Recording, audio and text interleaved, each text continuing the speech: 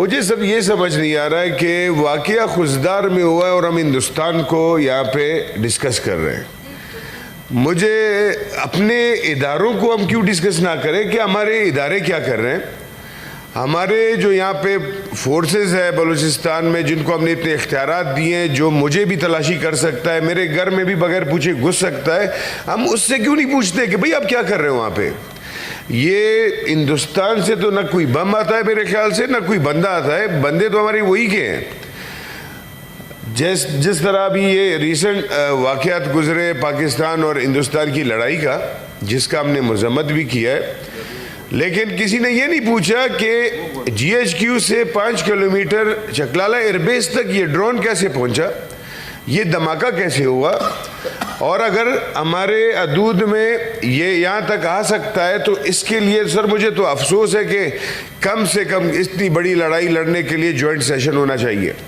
Joint session की इजाज़त से फिर हमारे मुल्क को लड़ना चाहिए। जब यहाँ तक आपके हालात आ सकते हैं कि चकलाला एयरबेस पे बम गिर सकते हैं, तो हमें तो कम से कम इन चीज़ों का देखना। सर ये एक बड़ी सीरियस चीज़ें हैं, लेकिन हमारे लोग यहाँ आके सर उस चीज़ पे बात करते नहीं हैं, क्योंकि फिर कुछ लोग नाराज़ होते हैं। हमें कुछ लोगों की नाराज़गी नहीं चाहिए सर, खुदा करे जिस तरह नाराज़ होते हैं नाराज़ हो जाए। हमें अपना मुल्क प्यारा है, हमें अपना जमहूरी निज़ाम प्यारा है। हम इस हाउस का, नीचे वाले हाउसों का सर इसकी ताकत और इस यहाँ से जो फैसले होते हैं सर वो सही होते हैं। अब जिस तरह ये वाक़या हुआ है सर खुजदार का, इस तरह बहुत सारे वाक़यात हुए। मतलब आप बलूचिस्तान में किसी को बोलने नहीं दे रहे।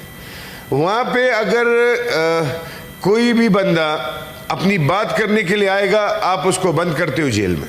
आज भी बहुत सारे लोग हमारे, बहुत सारी बेटियां हमारी आज भी जेल में, मारंग वाले सारे जेल में, और MPO में। मतलब हमारा फौज अभी तक 9 मई से नहीं निकला, न वो इमरान खान से निकल रहे। बस छोड़ दो भाई, उसको आपने जेल में डाल दिया, उसको सजा दे दी है, अब छोड़ दो अदालत को। आप क्यों पीछे पड़े हो? अडियाला जेल को कवर आपने किया है। अमल वाली चले गए इसलिए आप ये बातें कर रहे हैं। नहीं सर, मैं वो बात कर रहा हूँ इस मुल्क की जमहूरी निज़ाम के लिए कर रहा हूँ।